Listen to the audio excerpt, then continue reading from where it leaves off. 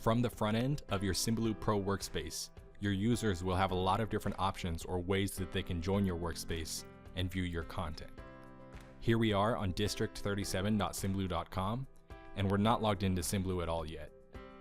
You can see that when we go to sign in, there are a lot of different ways we can join, including a Symbaloo account or through any of these different single sign-on options.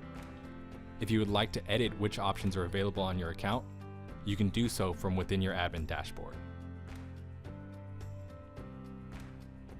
Here we are now logged into the back end of District 37. You can see because workspace settings are now available.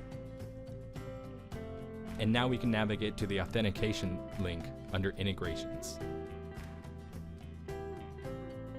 Here you can see all the different login options that are available to your users, and select which ones you want to have available.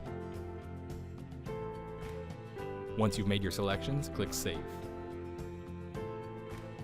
If successful, you should see a green message at the top that says the authentication settings were saved successfully. And when we navigate back and refresh this page, you should be able to see that the login options are now restricted to only those that you enabled in the dashboard. If you have any questions on changing authentication or single sign-on settings within your Symbaloo Pro account, please don't hesitate to let us know. Thank you.